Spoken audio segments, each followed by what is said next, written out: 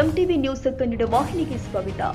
ಕೊಪ್ಪಳ ಜಿಲ್ಲೆಯಲ್ಲಿ ಒಣ ಬೇಸಾಯ ಪ್ರದೇಶದಲ್ಲಿ ಕಡಲೆ ಬೆಳೆದಿದ್ದು, ಈ ವರ್ಷ ರೈತರ ಕಡಲೆ ಬೆಳೆಗಳು ಅತಿವೃಷ್ಟಿ ಅನಾವೃಷ್ಟಿಯಿಂದ ಹಾಳಾಗಿದ್ದು, ಅಳಿದು ಉಳಿದ ಕಡಲೆ ಬೆಳೆಗಳಿಗಾದರೂ ಸರ್ಕಾರ 10,000 ರೂಪಾಯಿಗೆ ಕಡಲೆ ಬೆಂಬಲ ಬೆಲೆಯಲ್ಲಿ ಖರೀದಿಸಲು ರೈತ ಸಂಘದ ರಾಜ್ಯ ಉಪಾಧ್ಯಕ್ಷ ಅಂದಪ್ಪ ಕೋಳೂರ ಇವರ ನೇತೃತ್ವದಲ್ಲಿ ಆಗ್ರಹಿಸಿ ಡಿಸೆಂಬರ್ 9ರಂದು ಶಾಸಕ ಬಸವರಾಜ ರಾಯರೆಡ್ಡಿ ಅವರ ಯಲಬುರ್ಗಾ ಕಾರ್ಯಾಲಯದಲ್ಲಿ ಮನವಿ ಪತ್ರವನ್ನು ಸಲ್ಲಿಸಿದ್ರೂ ಕೂಡ ಬೆಂಬಲ ಬೆಲೆ ಸಿಕ್ಕಿಲ್ಲ. ನಂತರ ಡಿಸೆಂಬರ್ 15ರಂದು ಸಿಎಂ ಸಿದ್ದರಾಮಯ್ಯ ಅವರಿಗೆ ರೋಣ ಕಾರ್ಯಕ್ರಮದಲ್ಲಿ ಈ ಮನವಿ ಸಲ್ಲಿಸಿದ ವೇಳೆಯಲ್ಲಿ ಕೇಂದ್ರ ಸರ್ಕಾರ ಮಾಡಿದ್ದೇನು, ಮಾರುಕಟ್ಟೆಯಲ್ಲಿ ಮಾರಾಟ ಆಗುವಂತಹ ಬೆಲೆಗಿಂತ ಕಡಿಮೆ ಬೆಲೆಗೆ ಆದೇಶ ಹೊರಡಿಸಿ ರಾಜ್ಯದ ರೈತರಿಗೆ ಗೊಂದಲ ಸೃಷ್ಟಿ ಮಾಡಿದ್ದಾರೆ. ಹೌದು, ಕೇಂದ್ರ ಸರ್ಕಾರ ಮಾಡಿರುವಂತಹ ತಪ್ಪಿಗಾಗಿ ರಾಜ್ಯ ಸರ್ಕಾರ ಕೊನೆಗೆ ರೈತರಿಗೆ ಹೆಚ್ಚಿನ ಪ್ರೋತ್ಸಾಹ ಧನ ಕೊಟ್ಟು 8ರಿಂದ 7,000 ರೂಪಾಯಿಗೆ 20ರಿಂದ 25 ಕ್ವಿಂಟಾಲ್ ಕಡಲೆಯನ್ನ ರೈತರಿಂದ ಬೆಂಬಲ ಬೆಲೆಯಲ್ಲಿ ಖರೀದಿ ಮಾಡಬೇಕು. ಹೌದು, ಸರ್ಕಾರ ರೈತರಿಂದ 5,650 ರೂಪಾಯಿಗೆ ಕಡಿಮೆ ಬೆಲೆಗೆ ಖರೀದಿಸುವುದು. ಅದೇ ಕಡಲೆಯನ್ನ ಕೃಷಿ ಇಲಾಖೆಯಿಂದ ಬಿತ್ತನೆ ಬೀಜಕ್ಕೆ 7,350 ರೂಪಾಯಿಗೆ ರೈತರಿಗೆ ಕೊಡುವುದು ಯಾಕೆ? ಈ ದ್ವಂದ್ವ ನೀತಿ.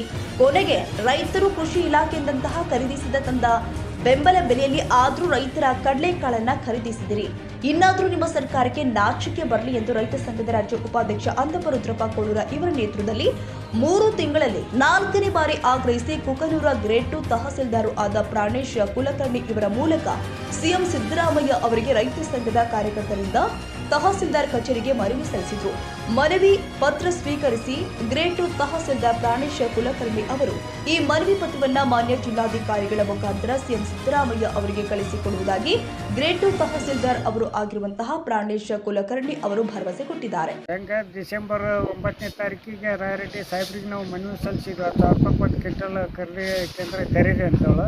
ಅದೇ ಥರನಾಗಿ ನಾವು ರೋಡ್ ಕಾರ್ಯಕ್ರಮಕ್ಕೆ ಮುಖ್ಯಮಂತ್ರಿ ಬಂದಾಗ ಅವ್ರಿಗೂ ಕೂಡ ಇವತ್ತು ಒಂದು 10,000 ರೂಪಾಯಿ ಕ್ವಿಂಟಲ್ ಕಡಲೆ ಕೇಂದ್ರ ತೆರೀರಿ ಅಂತ ಅವ್ರಿಗೆ ಸಲ್ಲಿಸಿದ್ವಿ. ಮತ್ತು ಒಳ್ಳೆ ನಾವು ಅದಕ್ಕೇನು ಇದನ್ನು ಮಾಡಲಿಲ್ಲ, ಮತ್ತು ಸ್ಪಂದನೆ ಮಾಡಲಿಲ್ಲ. ಮತ್ತು ನಾವು ಎದುರು DC ಮುಖಾಂತರ ಮುಖ್ಯಮಂತ್ರಿಗೆ ಮತ್ತೊಂದು ಮನವಿ ಸಲ್ಲಿಸಿದ್ವಿ. ಅವರು ಕೇಂದ್ರ ಸರ್ಕಾರ ಏನು ಮಾಡಿತು, 5,000 ರೂಪಾಯಿ 650 ರೂಪಾಯಿದಂತ ಘೋಷಣೆ ಮಾಡಿದರು. ಆಮೇಲೆ ರೈತರಿಗೆ ಕಡ್ಲಿ ಕೊಡ್ಬೇಕಾದ್ರೆ ಏನು ಮಾಡಿದರು, ಇವತ್ತು 7,350 ರೂಪಾಯಿದಂತ ರೈತರಿಗೆ ಕಡ್ಲಿ ಕೊಟ್ಟಾರೆ. ಇವಾಗ ಮಾರ್ಕೆಟ್ನಾಗ ಏನಿತ್ತು, ಜನವರಿ ತಿಂಗಳದಾಗ 6,800ರಿಂದ 900 ರೂಪಾಯಿ ಕಡ್ಲೆ ಆಯ್ತು. ಅಂದರೆ ಮಾರ್ಕೆಟಿಗಿಂತ ಕಡಿಮೆ ಕೊಟ್ಟರೆ ಇವರು ಹೆಚ್ಚಿಗೆ. ಈಗ ಏನೈತಿ, ನಮಗೇನು ಎಲ್ಲದ ಕಡೆಯೂ ರೈತರಿಗೆ ಗೊಂದಲ ಹಿಡಿಸಿಬಿಟ್ರು.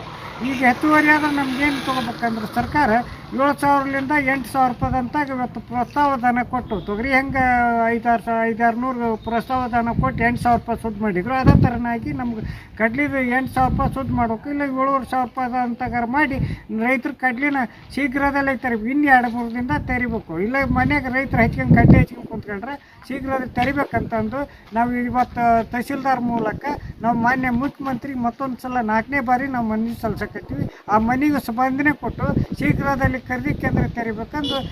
ಕಡ್ಲಿ ಬಿತ್ತುವಂಥ ಸಂದರ್ಭದೊಳಗೆ ನಮ್ಗೆ ಸರ್ಕಾರದಿಂದ ಏನು ಕೊಟ್ಟರು, 7,300 ರೂಪಾಯಿಗೆ ನಮ್ಗೆ 1 ಕ್ವಿಂಟಾಲಿಗೆ ಕಡ್ಲಿಯನ್ನು ಕೊಟ್ಟರು. ಈಗ ನಾವು ಬಿತ್ತಿದ್ವಿ, ಅದಕ್ಕೆ ಎಣ್ಣೆ ಹೊಡೆದ್ವಿ, ಎಲ್ಲ ಬೆಳೆದ್ವಿ. ಇನ್ನೇನು ಕಟಾವು ಮಾಡಿ ಇನ್ನೇನು ಮಾರ್ಕೆಟ್ ಕೊಡ್ಬೇಕಂತಪ್ಪ ಅಂತಂದ್ರೆ ಕೇಂದ್ರ ಸರ್ಕಾರದವ್ರು ನಮ್ಗೆ ಏನು ಮಾಡಿದ್ರಪ್ಪ ಅಂದ್ರೆ 5,600 ರೂಪಾಯಿ ಅಂತಂದು ಬೆಂಬಲ ಬೆಲೆ ಸೂಚಿಸಿದ್ರು. ಈ ಥರ ಮಾಡುವುದರಿಂದ ರೈತರಿಗೆ ಎಷ್ಟು ಹಾನಿ ಆಗುತ್ತಪ್ಪ ಅಂತಂದ್ರೆ 2,000-3,000 ರೂಪಾಯಿ ಡಿಫ್ರೆನ್ಸ್ ಮಾಡಿಕೊಡ್ತಾರೆ. ಇಂಥ ಒಂದು ವ್ಯವಸ್ಥೆ ಮಾಡೋಕ್ಕಿನ ಸರ್ಕಾರದವ್ರು ಏನು ಮಾಡ್ಬೇಕಪ್ಪ ಅಂದ್ರೆ ತಾವು ಕೊಟ್ಟಂಥ ಒಂದು ಬೆಲೆಗಾರ ಆಗಲಿ ಸ್ವಲ್ಪ ಬೆಂಬಲವನ್ನು ಕೊಡೋಕಂದ್ರೆ ಒಂದು 7,000ರಿಂದ 8,000 ರೂಪಾಯಿವರೆಗೆ ಒಂದು ಬೆಲೆಯನ್ನು ಕೊಟ್ರೆ ರೈತ ಉಳಿತಾನ. ಇಲ್ಲಪ್ಪ ಅಂತಂದ್ರೆ ರೈತ ಆತ್ಮಹತ್ಯೆಗೆ ಶರಣಾಗೋದು ಸಹಜ ಐತಿ. ಯಾಕಂದ್ರೆ ಈಗಿನ ಒಂದು ಪರಿಸ್ಥಿತಿ ಒಳಗೆ ಎಲ್ಲಾ ಬೆಲೆ ಏರಿಕೆ ಆಗ್ಬಿಟ್ಟವು. ಈ ಬೆಲೆ ಏರಿಕೆ ನಡುವರಿಗೆ ರೈತರು ಬದುಕ್ಬೇಕಂದ್ರೆ ಹೆಂಗ ಹೊಳ್ಳಿ ನಾವು ಬಿತ್ತನೆ ಮಾಡ್ಬೇಕಂತಪ್ಪ ಅಂದ್ರೆ ಎಲ್ಲಿಂದ ನಾವು ಬಿತ್ತನೆ ಮಾಡ್ಬೇಕು ಅನ್ನೋದನ್ನ ರೈತರು ಬಹಳ ಕಂಗಾಲಾಗ್ಯಾರ. ದಯವಿಟ್ಟು ಇದು ಸರ್ಕಾರಕ್ಕೆ ನಾವು ಒಂದು ಮನವಿ ಅಂತ ಮಾಡ್ತೀವಿ. ದಯವಿಟ್ಟು ನೀವು 7,000ರಿಂದ 8,000ವರೆಗೆ ಒಂದು ಪ್ರೋತ್ಸಾಹವನ್ನು ಕೊಟ್ಟು ಕಡ್ಲಿಯನ್ನ ಖರೀದಿ ಕೇಂದ್ರವನ್ನು ಪ್ರಾರಂಭಿಸಿ ದಯವಿಟ್ಟು ನೀವು ರೈತರಿಂದ ಎಲ್ಲಾ ರೈತರ ಪರವಾಗಿ ನಾವು ಮನವಿಯನ್ನು ಮಾಡಿಕೊಳ್ತಾ ಇದ್ದೀವಿ. ಈ ಸಂದರ್ಭದಲ್ಲಿ ರೈತ ಸಂಘದ ಕಾರ್ಯಕರ್ತರು ಆದ ಪ್ರಾಣೇಶ್ ಕಟ್ಟಿ, ಮುದ್ದಣ್ಣ ನಾಗರೆಡ್ಡಿ, ಬಸವರಾಜ್ ಮರಡಿ ಸೇರಿ ಮತ್ತಿತರರು ಹಾಜರಿದ್ದರು. Andappa Kolura, Koppal, AG news. ತಾಜಾ ಸುದ್ದಿಗಾಗಿ MTV ನ್ಯೂಸ್ 24x7ಗೆ ಸಬ್ಸ್ಕ್ರೈಬ್ ಮಾಡಿ ಮತ್ತು ಬೆಲ್ ಐಕಾನ್ ಅನ್ನು ಒತ್ತಿ. ತಪ್ಪದೇ ಲಿಂಕ್ ಶೇರ್ ಮಾಡಿ.